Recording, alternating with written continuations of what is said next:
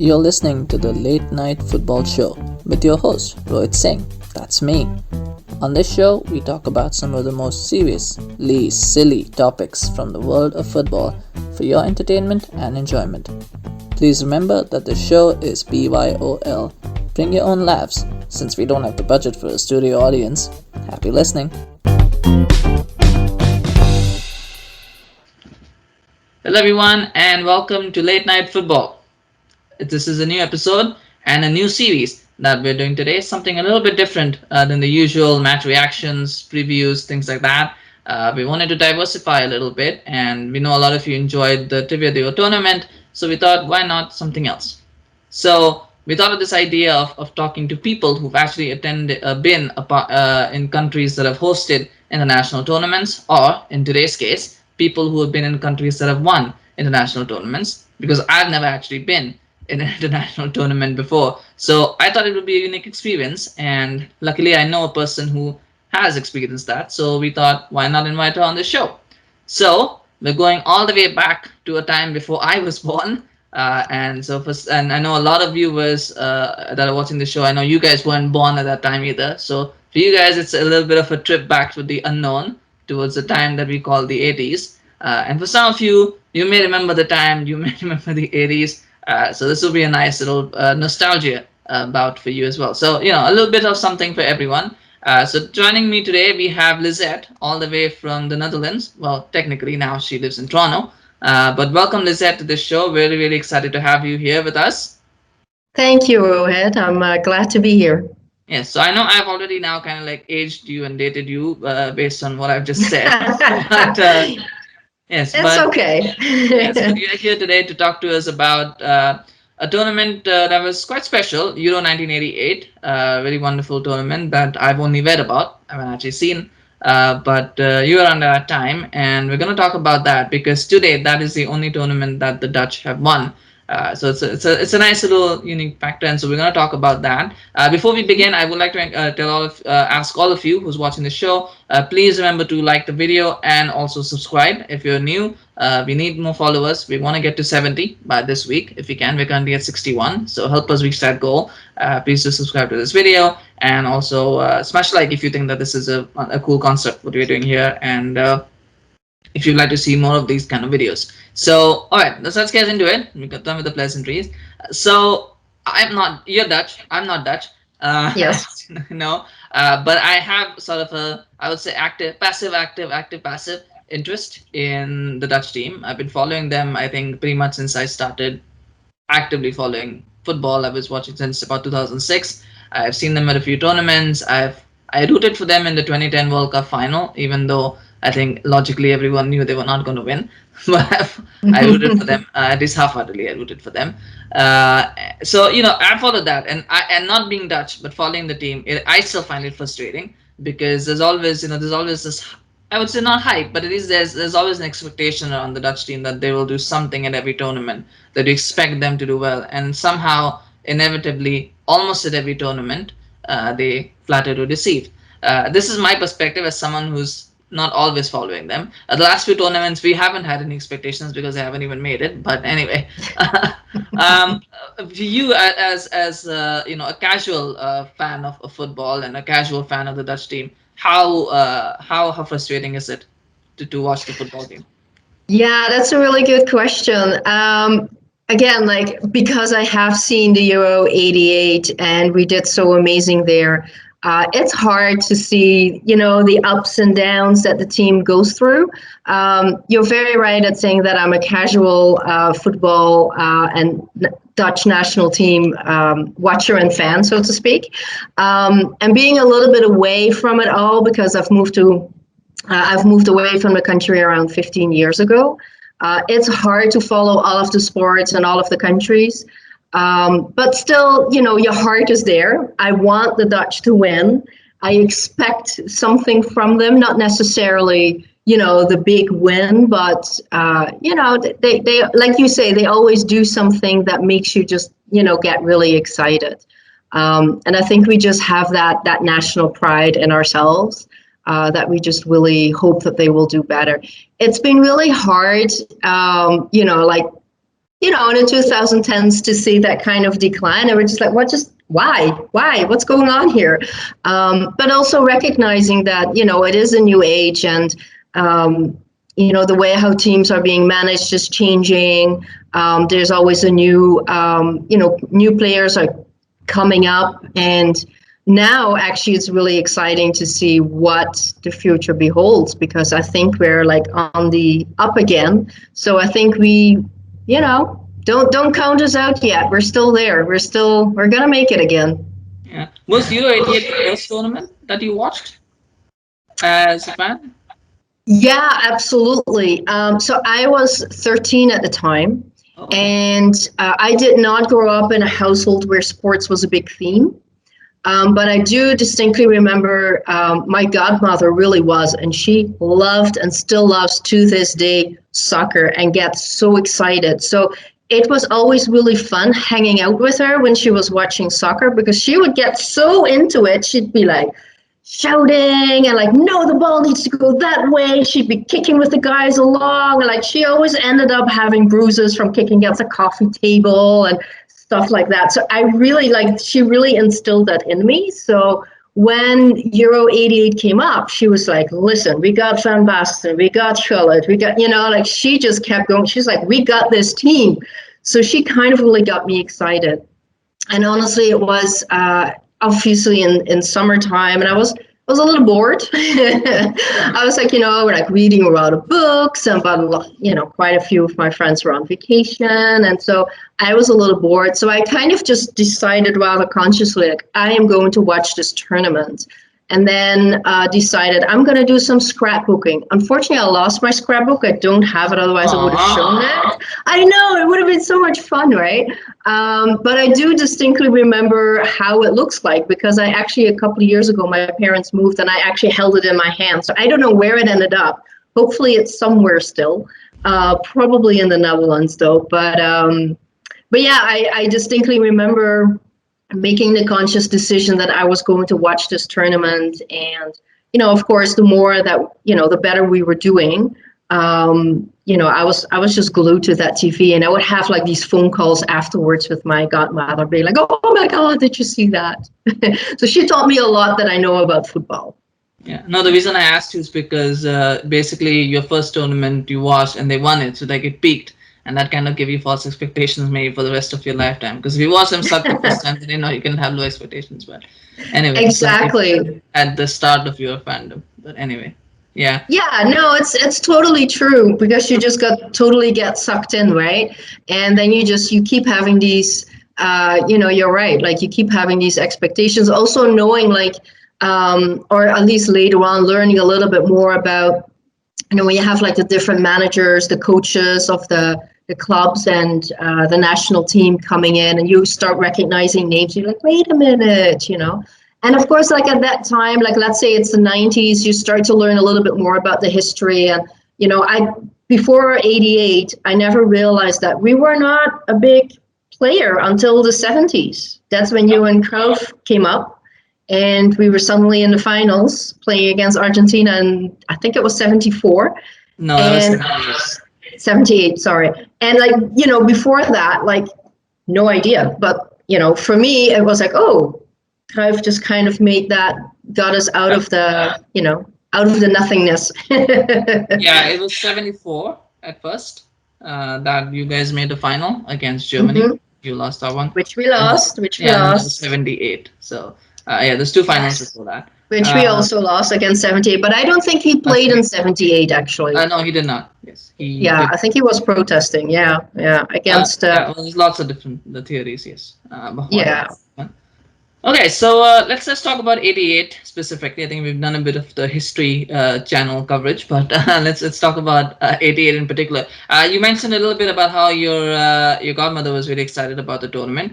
Do you remember what it was like around you? You grew up in the south, right, of Netherlands? I did. Amsterdam. But do you remember what it was like in your neighborhood, in your city? What was like at that time, the mood around the team?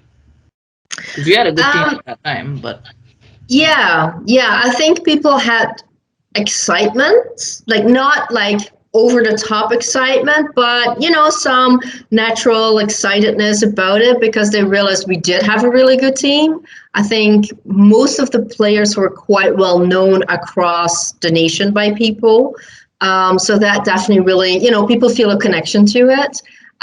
Of course, this is me thinking afterwards. Like at the time I was 13, I didn't make those connections so consciously.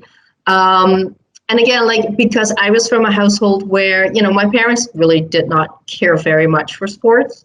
So I don't really remember a lot of hopeful, but I do think that was there because I remember watching a few shows, like TV talk shows around soccer. We had like specific talk shows for them.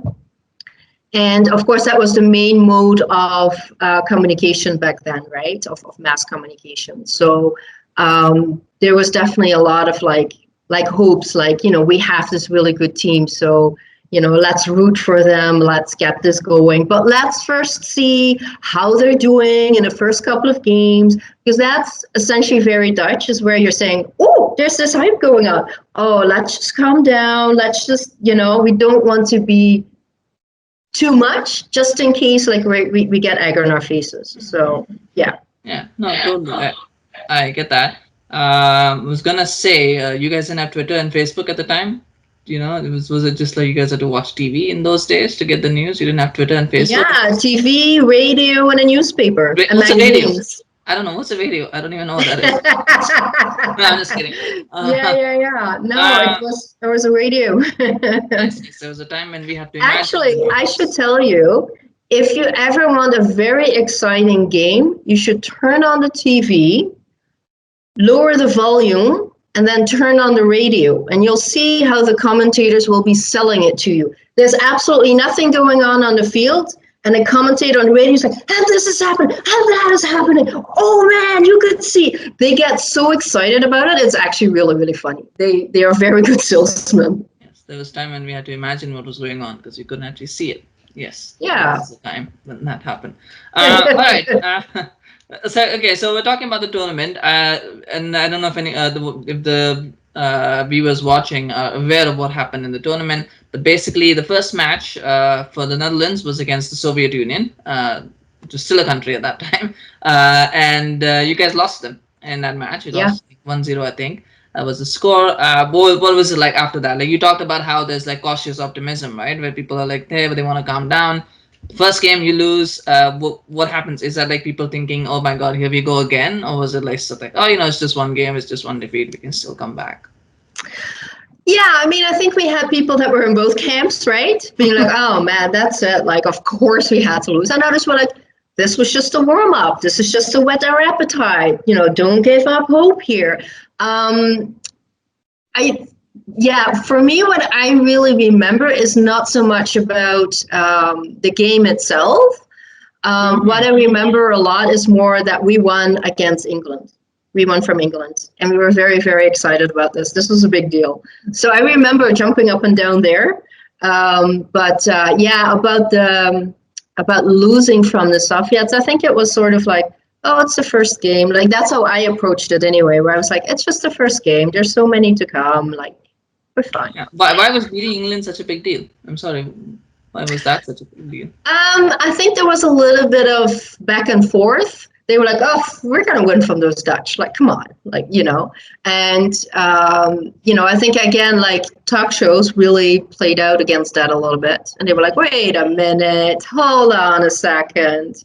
And I think there was one player, an English player, that was like, we've been studying Dutch soccer for a very long time because, we got to be known very distinctively for playing offensive. And again, like we had Lisette, we had Van Basten. What they did on the field was pretty amazing, right? Like they were just like twirling around there, and people were like, what just happened?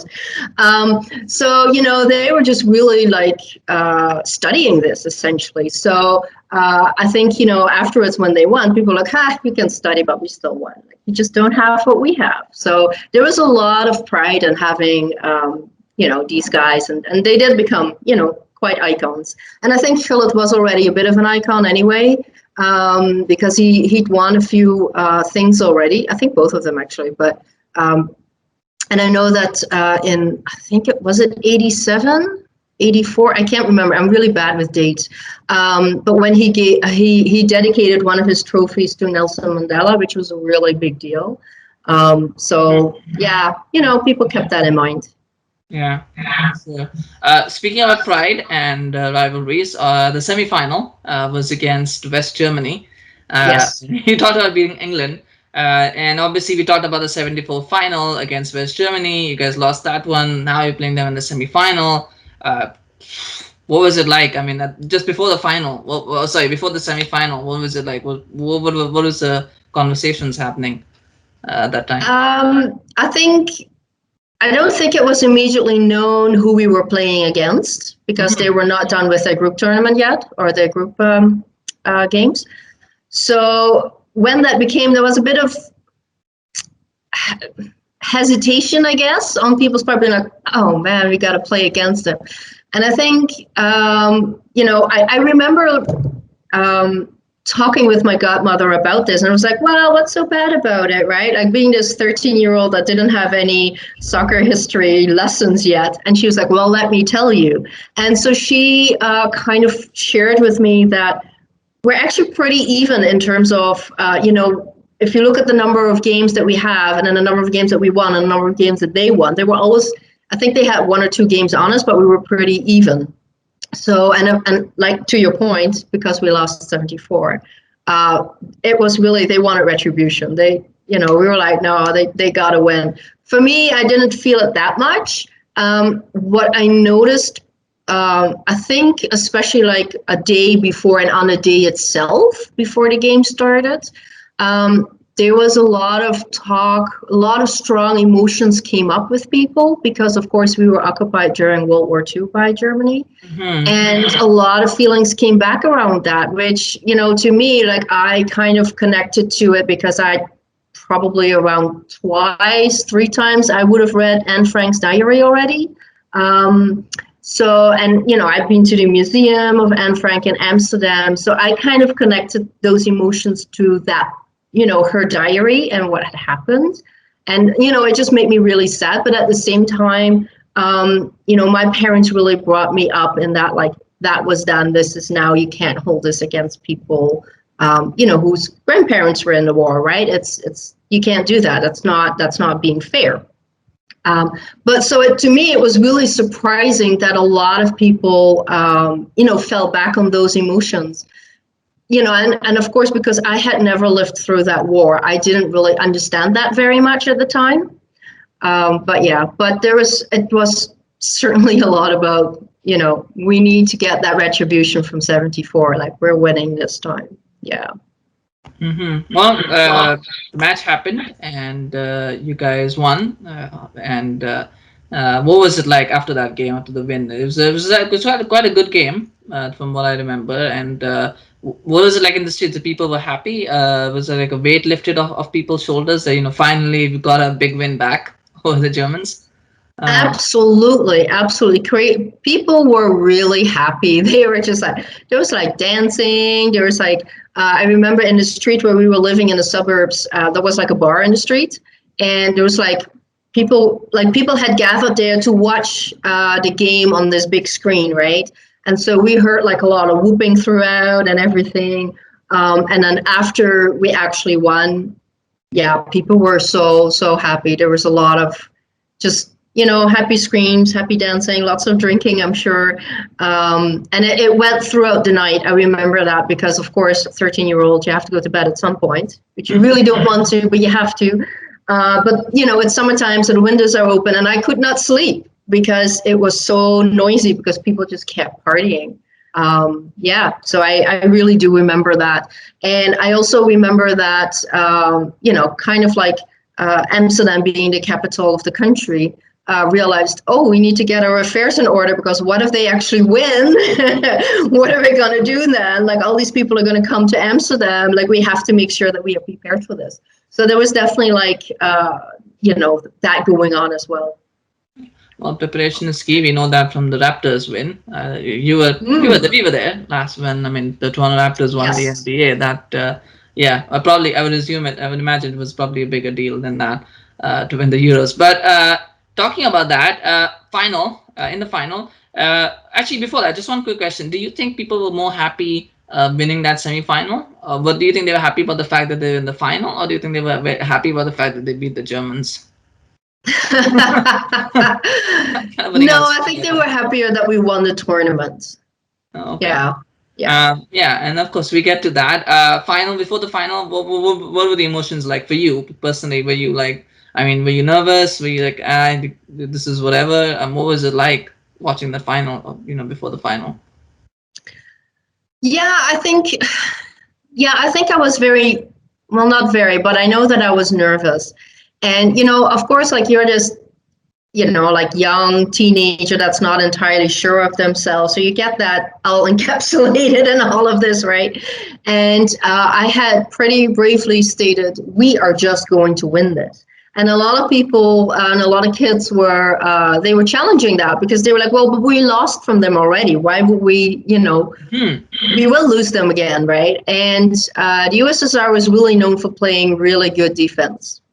And the Netherlands is not always known for having, greatest defense. I was like, we have Koeman. We will be fine. We have Koeman. Of course, we had a great goalkeeper as well, Hans van Breukelen. Really, really amazing player.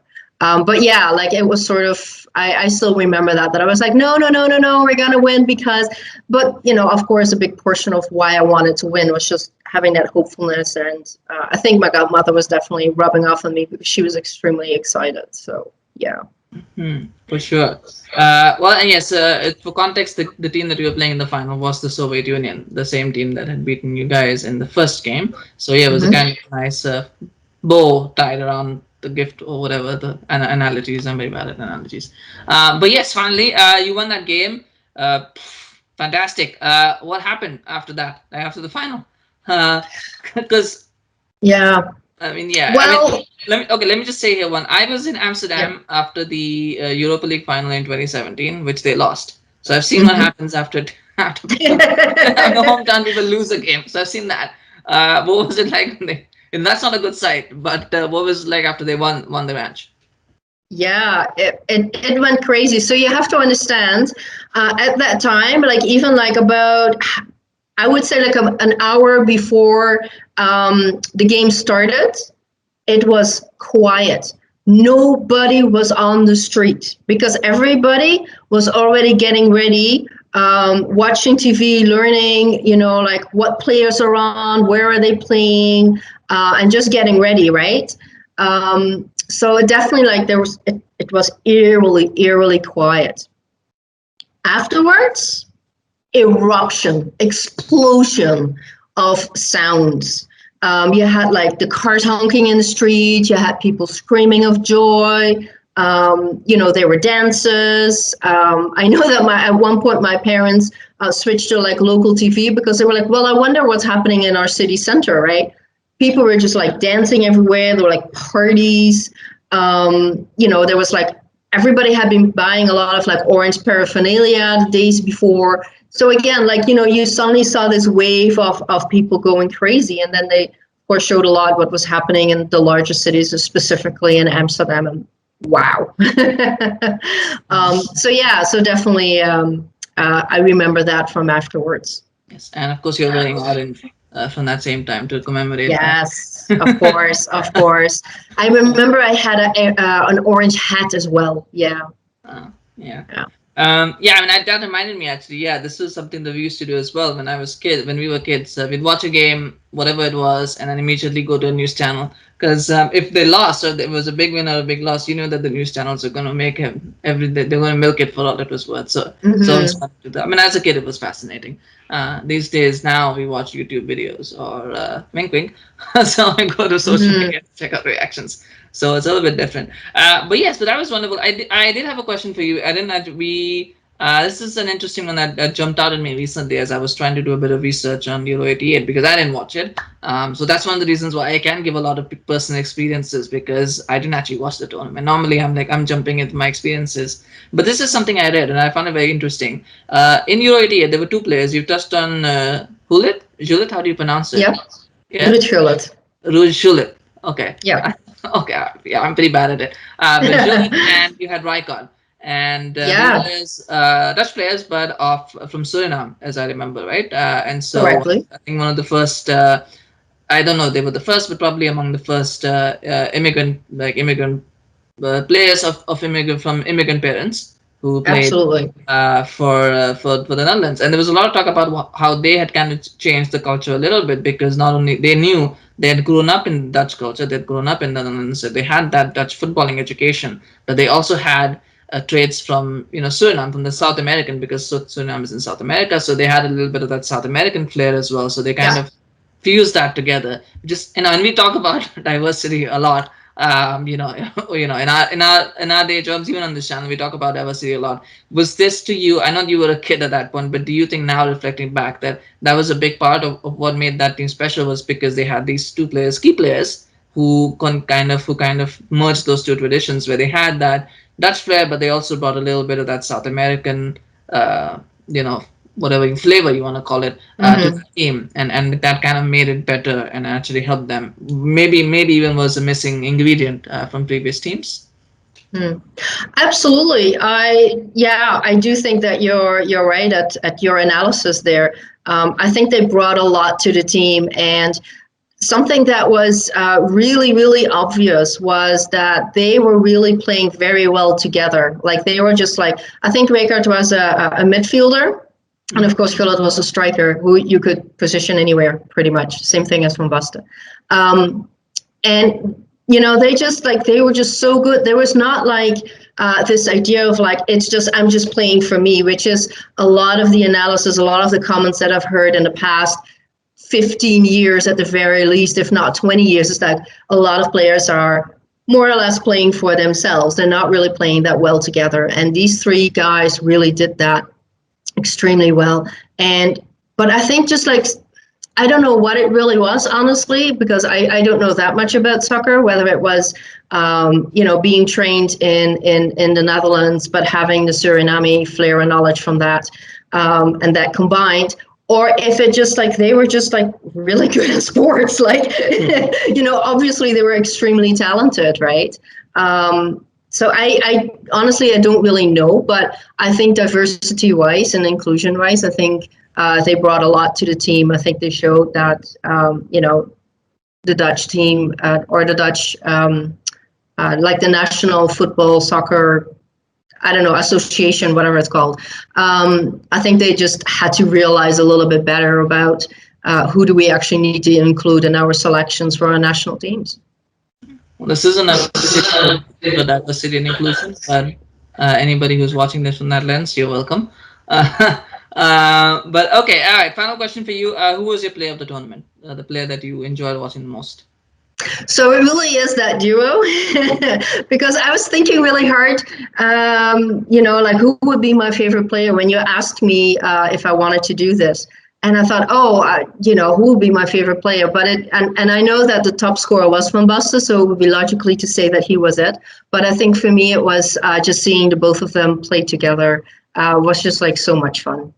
So for me, it's the duo of them. Yeah. Yeah, for sure. Yeah. Well, I mean, that you don't have to stick with the obvious choices. That's kind of, it's good to be away from the norm, right? That's kind of what Yeah. is Yeah, special. that's true. I mean, like for me, like there are like five players that I really remember, which is Van Breukelen, who was the goalkeeper.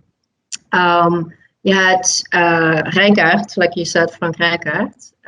You had Van Basten, Gullit, and then you had Ronald Koeman, who was, I think, just a defender, but that man had like legs, like he could just like run across the field. You're just like, wait, you were supposed to be in the back and now you're in the front. Like, and he actually made a really important goal, I remember. I'm not sure if that was against England or if it was against another one, but yeah, he was just really amazing. Or he would just stay in the back and suddenly the ball was in the front and you'd be like, how did that even happen there? That guy was with so much precision could get the ball across the field. That's amazing. And I think to this day, a lot of people say you don't see that very often. It's really, really hard to do that because, obviously the ball spins and, it doesn't go where it's supposed to go.